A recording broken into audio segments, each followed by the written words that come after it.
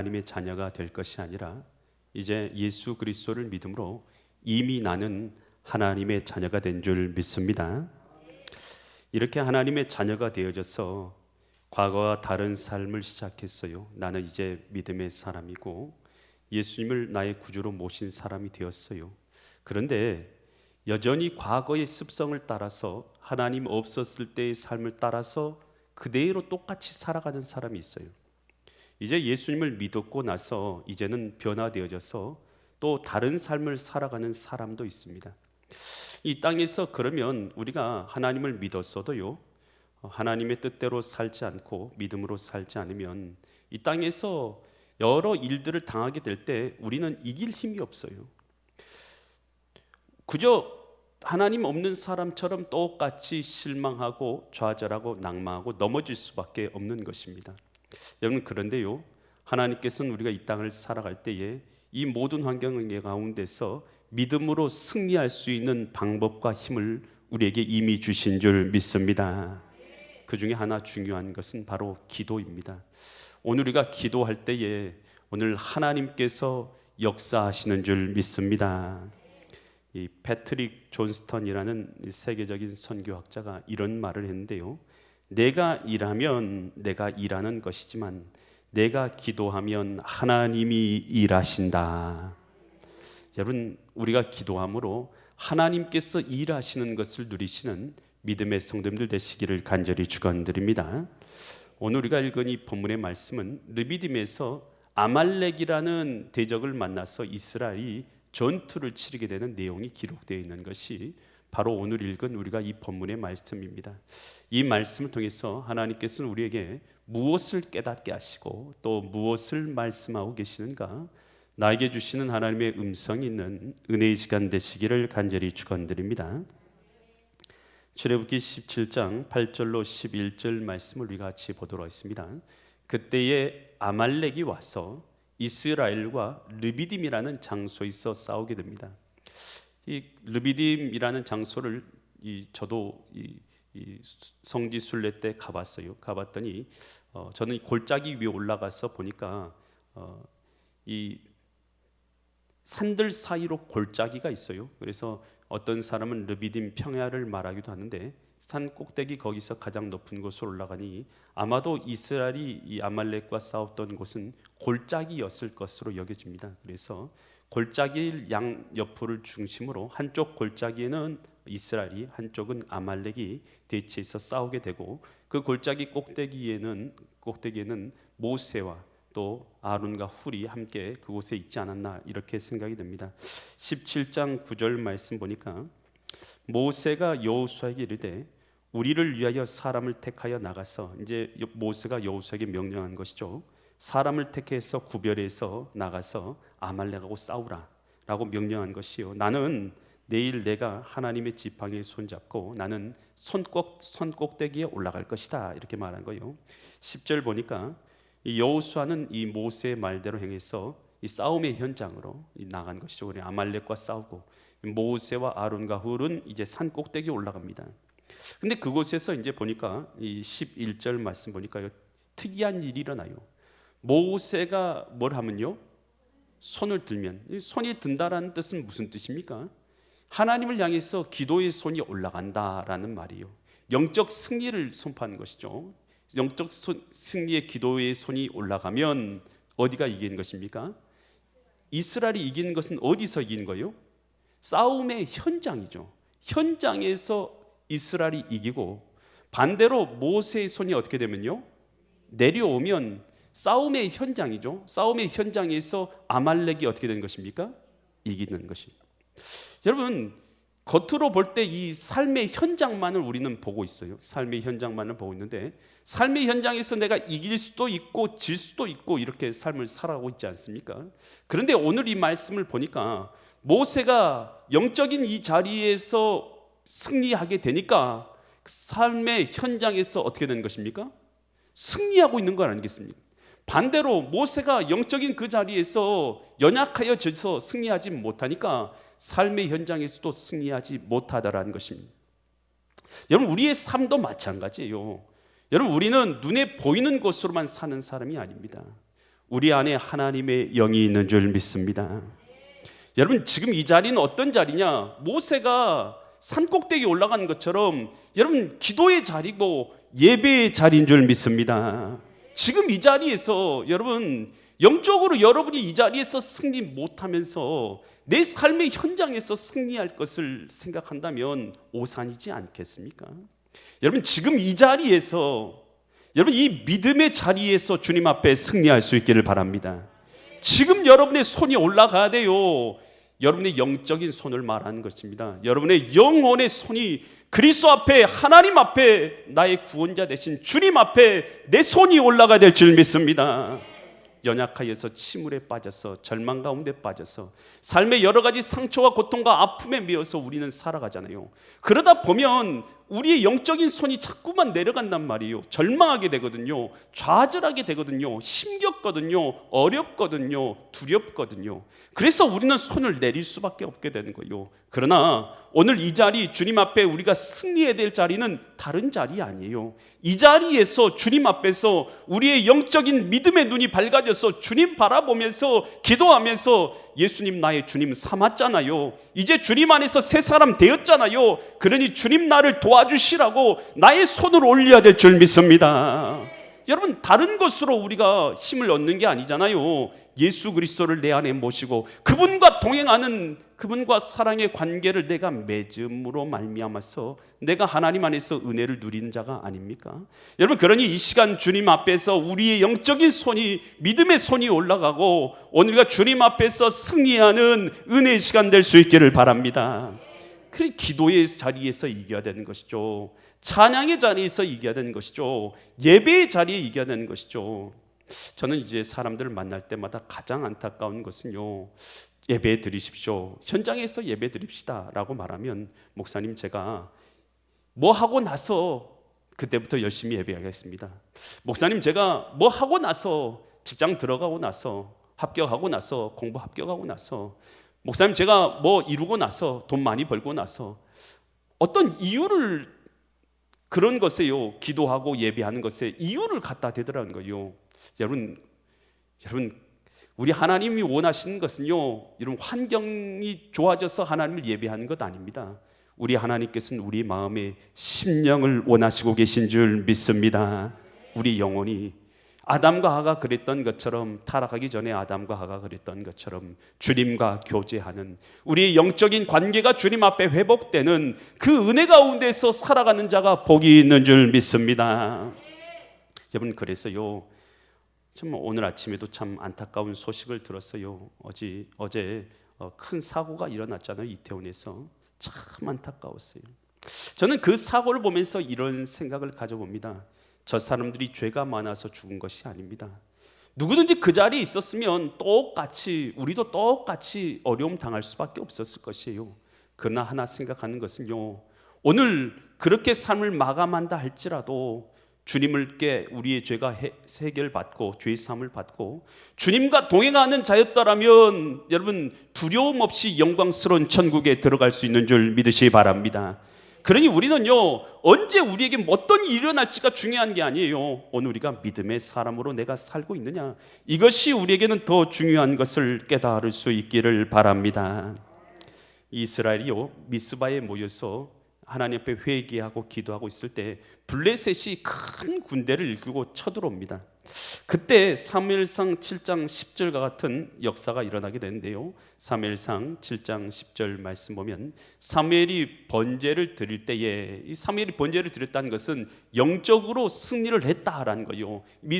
이스라엘 미스바에 모여서 회개 기도했다라는 것은요, 함께 모여서 기도했다는 것은요, 이미 뭐 있다는 거예요? 영적인 승리가 이루어졌다는 거예요. 승리가 이루어졌을 때에 블레셋 사람이 이스라엘과 싸우려고 가까이 오매, 그날에 여호와께서 블레셋 사람에게 뭘 바라십니까?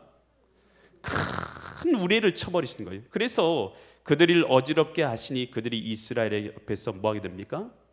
패했다. 패한 것은 삶의 현장이죠. 여러분, 번제를 드린 것은 하나님 앞에 영적인 현장인 것이고, 삶의 현장에서 전쟁에 승리한 것은 삶의 현장인 것이에요.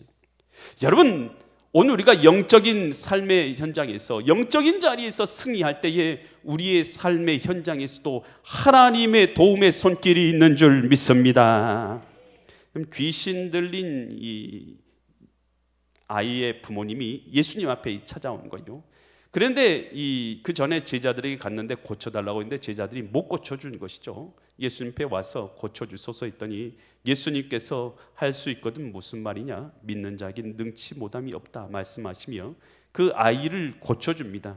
귀신을 쫓아내시고 고쳐주십니다.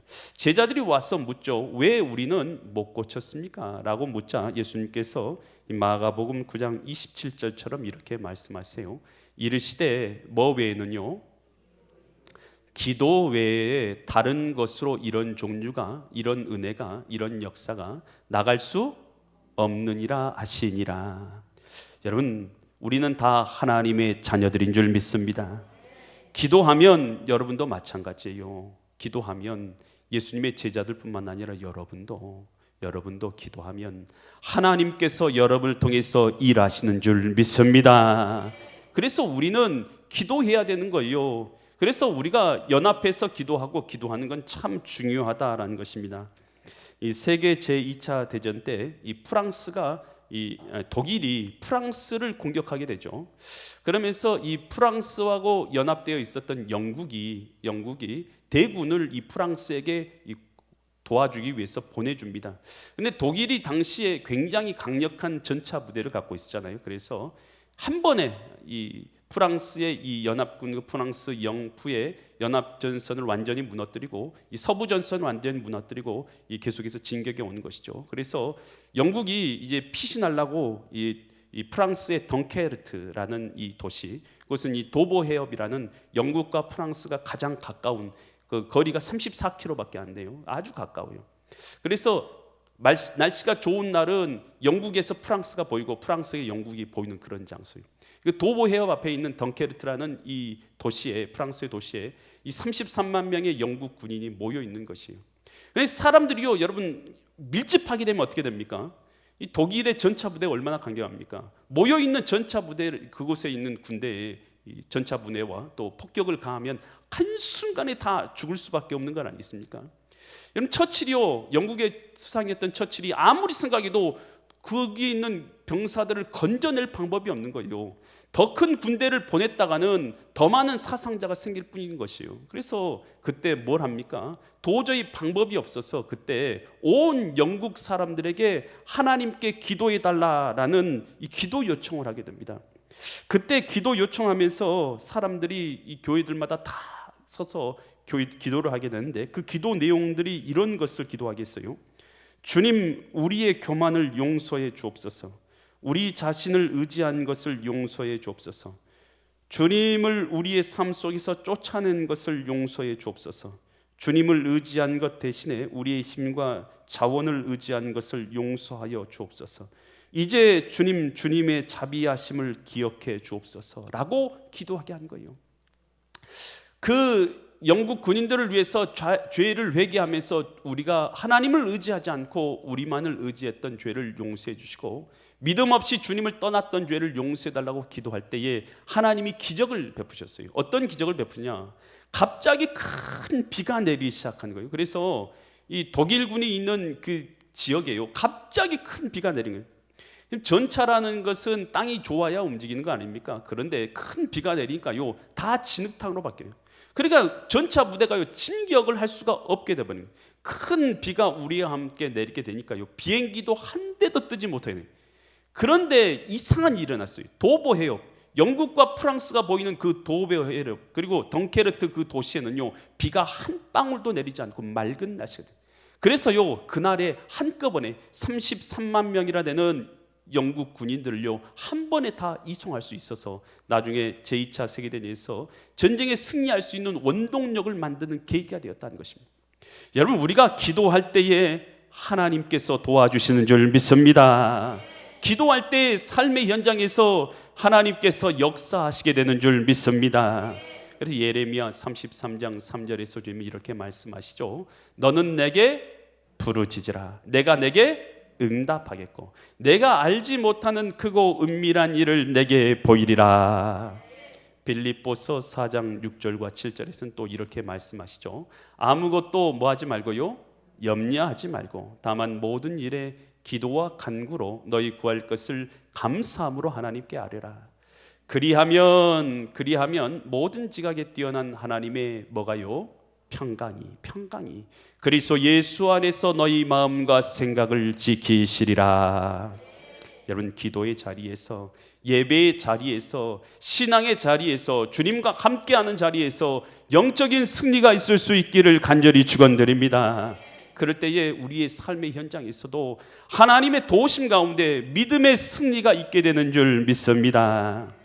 이제 모세는 산꼭대기에 올라가서 기도하는데, 손 들고 기도하는데 혼자 기도하니까 얼마나 힘이 들어요. 그러니까 힘들고 지쳐서 손이 내려오면 이 여호수아가 전쟁에서 지고 손이 올라가면 이기는 것을 아론과 훌이 본 것이죠. 출애굽기 17장 12절에서 그렇게 어떻게 합니까? 모세의 팔이 피곤함에 그들이 아론과 훌이 돌을 가져다가 모세 아래에 놓고 그가 그 위에 앉게 하고, 모세가 그 위에 앉게 하고, 아론과 훌이 한 사람은 이쪽에서 한 사람은 저쪽에서 모세의 손을 붙들어 올렸더니 그 손이 해가 지도록 내려오지 아니한지라. 이것을 저는 이렇게 생각합니다. 연합의 기도다. 여러분, 우리가요, 교회가 참 연합이에요. 여러분, 우리 각자가 예수 그리스도를 믿음으로 우리 각자가 교회잖아요. 여러분, 그런데 하나님은 각자 교회대로 신앙생활 하도록 놓아주는 게 아니라 믿음의 교회라는 공동체를 하나님께서 연결해 주셔서 우리는 예수님을 믿었는데 교회 안에 있잖아요.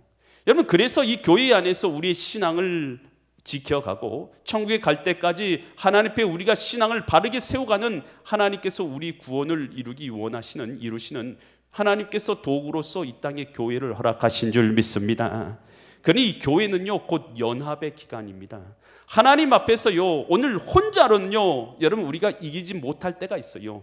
우리는 인간이라는 존재는 약하거든요. 여러분, 우리 인간인 존재는 혼자 신앙생활 잘할 수가 없을 수가 있어요. 여러분, 그러지만 교회를 주셔서 하나님은 연합하게 하시잖아요.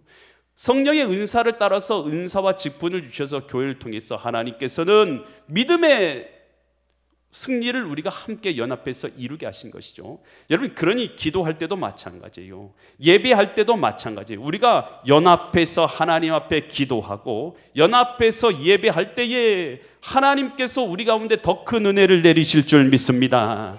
혼자 힘은 힘들어요. 그러나 삼겹줄은 쉽게 끊어지지 아니한다 하지 않습니까?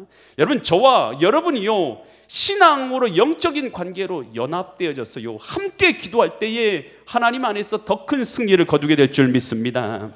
내 힘으로 연약해서 어려운 거 있잖아요. 내 힘으로 이기지 못하는 것들이 있잖아요. 여러분, 그럴 때 어떻게 되냐? 여러분, 우리가 연합해서 주님 앞에 기도해야 될 줄 믿습니다. 이 헤롯 아그리파 1세, 그가 이제 야고보 사도를 죽였죠. 야고보 사도 죽이고 나서 또 베드로도 잡아가지고 죽이려고 했는데 이제 감옥에다 가둬놨어요. 이 네 패씩 네 조를 만들어가지고 16명이서 돌아가면서 이 베드로를 꼼짝할 수 없도록 지키도록 베드로 전담으로 16명을 만들어가지고 베드로를 지키게 놨어요. 베드로는 감옥에서 착고, 쇠사슬에 묶여가지고 착고에 채워지고 문이 이중으로 닫혀져 있는 이 감옥 가운데 들어가 있는 것이죠. 여러분, 도저히 벗어날 길이 없어요. 그런 가운데서 갑자기 밤에 천사가 나타난 것이죠. 그래서 자고 있는 베드로를 깨우고, 그리고 그가 매여 있는 착고를 열어버리고, 그리고 다른 사람은 다 잠든 상태에 있어 베드로만 일어나게 하는데, 가는 문, 잠겨있던 문들이 다 열려져서 베드로가 그 감옥에서 벗어나게 된 것이죠. 그때 베드로가 깜짝 놀래서 그가요, 일어나서 보는 것이죠. 사도행전 12장 11절과 12절에서 이에 베드로가 이제 옥에서 나와서 정신이 들어서 이르되, 내가 이제야 참으로 주께서 그의 천사를 보내어 나를 헤롯의 손과 유다 백성의 모든 기대에서 벗어나게 하신 줄을 알겠노라. 이 하나님이 하신 일이구나 라고 베드로가 깨달았다는 거요. 그렇게 하여서 그가 그때 어디 갔냐? 12절 보니까 깨닫고 마가라 하는 요한의 어머니 마리아의 집에 가니까 거기서 여러 사람이 거기서 모여서 뭐 하고 있어요? 기도하고 있더라. 누굴 위해서 기도했냐면 베드로를 위해서 기도했다고 그 앞에 성경 구절에 기록되어 있어요. 베드로를 위해서 기도하고 있더라. 함께 연합해서 기도하고 있었더라는 것입니다. 여러분, 연합의 기도요, 하나님께서 역사하시는 은혜의 통로인 줄 믿습니다. 이스라엘 백성이 하만이라는 이 대적에 의해서 이 바벨론에서 완전히 진멸될 수밖에 없는 그런 처지에 빠졌어요. 그때 에스더가 이 모르드게와 유대 사람들에게 뭐라고 부탁을 드립니까? 이 에스더서 4장 16절 보니까, 당신은, 에스더서 4장 16절 제가 읽어드릴게요. 에스더서 4장 16절인데요. 당신은 가서 수산에 있는 유다인들을 다 모으고 나를 위하여 금식하되 밤낮 3일을 먹지도 말고 마시도 마소서. 나도 나의 시녀와 더불어 이렇게 금식한 후에 규례를 어기고 왕에게 나아가리니 죽으면 죽으리다. 다 유대인들 다 모아주세요. 나도 함께 금식하고 나갈 테니까.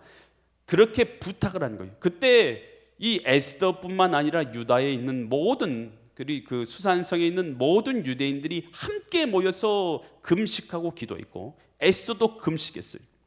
여러분, 이미 기도했다는 것은요, 하나님의 은혜 안에서 영적인 승리를 거둔 것임을 믿으시기 바랍니다. 여러분, 이미 영적인 승리를 거둔 거예요. 질병이 문제가 해결받았느냐 안 받았느냐, 더 중요한 것은요, 내가 기도하면서 내 영이 하나님 안에서 살아있는 자가 되었다는 것이 더 중요한 사건인 줄 믿으시기 바랍니다. 기도할 때 누가 역사하신가요? 하나님이 역사하셔서 하만이 도리어 죽임을 당하고 이스라엘 백성들은 그것이 영광스러운 축제의 날로 바뀌어지게 되지 않습니까? 마태복음 18장 19절과 20절에서 예수님께서는 그래서 이렇게 말씀하십니다. 진실로 다시 너에게 이르노니 너희 중에 몇 사람이요? 두 사람이라는 것은 연합할 수 있는 최소 사람을 말하는 것이죠. 두 사람이 땅에서 뭐하면요? 예수님 믿는 두 사람 이상이 합심해서 무엇이든지 구하면 하늘에 계신 내 아버지께서 그들을 위하여 이루게 하시리라. 20절에서 또 이렇게 말씀하시죠. 두세 사람이 내 이름으로 모인 곳에는 나도 그들 중에 있느니라.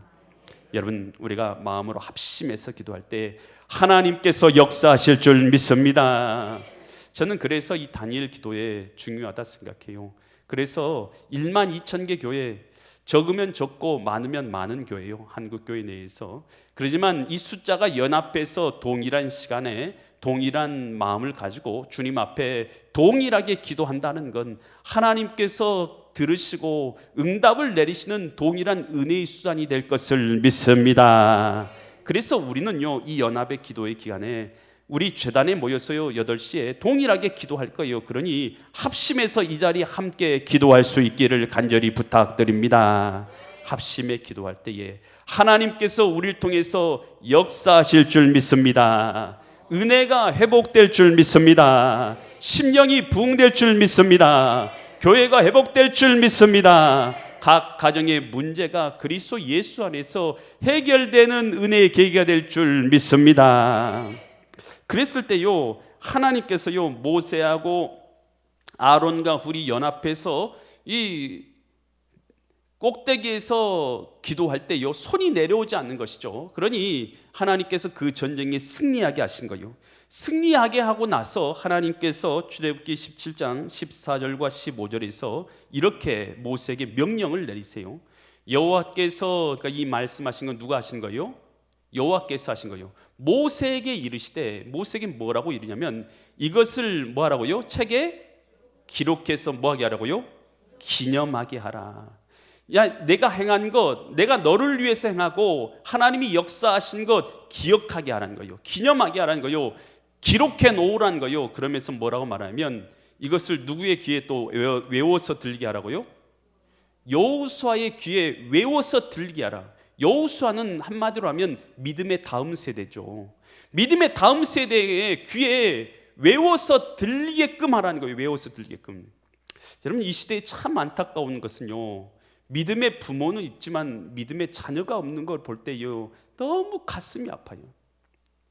여러분, 우리가 다른 사람을 전도를 할진데, 다른 사람도 전도할 때인데, 길에 가서 모르는 사람도 전도할진데, 내 자녀를 믿음 가운데서 잘 구원을 이루도록 못하는 것을 볼 때요, 얼마나 가슴이 아픈지 모르겠어요. 사람의 힘으로 할 수는 없는 일이겠지만 여러분, 이 본문에서 뭐라고 말합니까? 하나님이 행하신 일을 여호수아의 귀에 외워서 들리게 하라. 여러분, 오늘 우리가요, 하나님이 나를 통해서 일하시고 있다면 여러분, 우리가요 그 사실을 여러분, 우리 믿음의 다음 세대에게요 그 귀에서 잃어버리지 않도록 외워서 들리게 해야 될 줄 믿습니다. 그러면서 주님께서는 15절에서 또 모세는 어떻게 합니까? 모세가 뭘 쌓습니까? 제단을 쌓아요. 제단을 쌓고 이제 그곳에다가, 제단이라는 것은 돌로 쌓는 거예요. 여러분, 이제 돌로 단을 이렇게 쌓는 거예요. 돌로 제단을 쌓고 그 위에 이름을 뭐라 불렀습니까? 여호와 니시. 니시라는 것은 깃발이라는 뜻입니다. 깃발 또 승리라는 뜻이에요. 하나님께서 이 전쟁에 뭐가 되셨다라는 걸 말한 거예요? 승리가 되셨다. 여러분, 잘 생각해 보세요. 이렇게 생각할 수 있잖아요. 여호수아가 힘이 세가지고 아말렉을 이겼다. 이스라엘 군대가 힘이 세가지고 아말렉을 이기고 우리가 승리했다라고 그렇게 얘기할 수 있잖아요. 여러분, 그런데 그렇게 얘기하는 것은 뭐냐면 자기를 위해서 탑을 쌓는 행위예요. 여러분, 그런데 믿음의 사람들의 탑은요 어떻게 쌓냐면 하나님께서 행하신 것을 기억하고 기념함으로 탑을 쌓는 줄 믿습니다. 나의 경력과 나의 이력과 내가 행한 것으로 나 이렇게 힘세, 나 이렇게 능력 있어, 나 이렇게 지혜로워, 내가 이렇게 용감해, 이것은요 내 인생의 탑을요 나의 탑을 쌓는 거예요. 우리 신자들은요 내 탑 쌓는 자들이 아니에요. 내 명예 드러내기 위한 것 아니잖아요. 우리는 살아도 주를 위해서 살고 죽어도 주를 위해서 사는 자인 줄 믿습니다. 여러분, 그런 우리들은 우리의 탑 쌓는 게 아니라 주님의 이름의 영광의 탑을 쌓아야 될 줄 믿습니다. 내 인생 가운데 주님이 이렇게 일하셨습니다. 주님께서 나 이렇게 멸망받을 수밖에 없었는데 하나님이 나 이 죽음의 자리에서 나 건져주셨어요. 나 이렇게 어려움 당하고 있었는데 하나님께서 나 도와주셔서 이렇게 이 자리에 이르게 하셨습니다. 나 이렇게 내 자녀 어려웠었는데 하나님이 도와주셔서 나 이 자리에 이르게 했습니다. 여러분, 이 사람은 지금 뭘 쌓고 있냐면 하나님께서 행하신 하나님의 탑을 내 인생 가운데 역사하시는 하나님의 역사를 내 삶 가운데 쌓는 사람이에요. 반대로요 나의 탑을 쌓는 사람이 있어요. 사울이요 아말렉하고 전쟁하고 나서 뭘 쌓았습니까? 사울이 탑을 쌓았는데요 그 탑을 사무엘상 15장 12절에서 이렇게 말하죠. 사무엘이 사울을 만나려고 아침에 일찍이 일어났더니 어떤 사람이 사무엘에게 말하여 이르되 사울이 갈멜에 이르러 자기를 위하여 뭘 쌓았어요?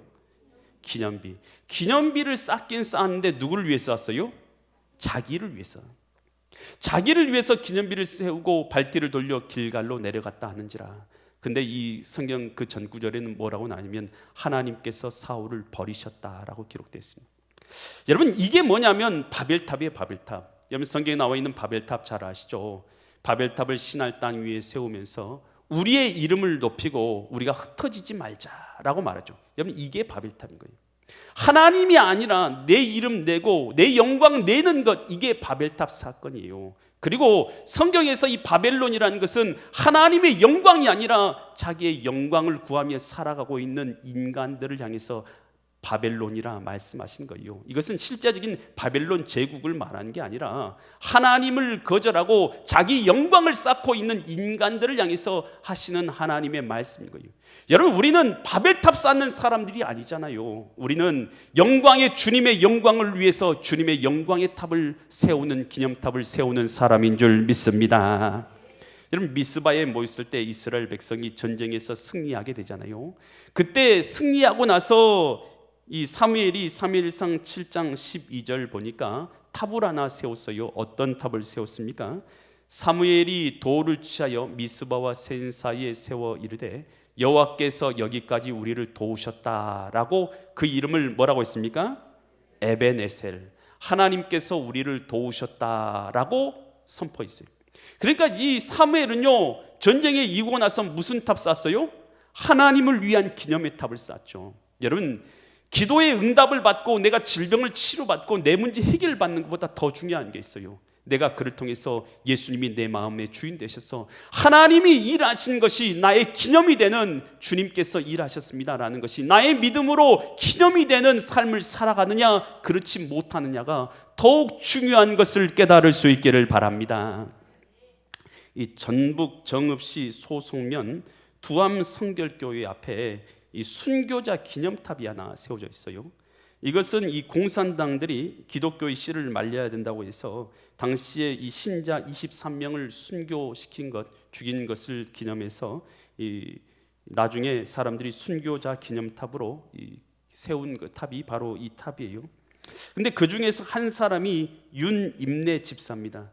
다른 사람들은 다 마을에서 이제 일하다가 순교를 당했는데 그 사람은 이 교회당에서 기도하다가 이 공산당이 쳐들어왔어요. 그랬을 때 그는 이 칼에 맞아 죽으면서도 이 무릎을 꿇고 기도하고 또 그곳에서 이 교회와 함께 불타서 장려하게 순교하게 됩니다.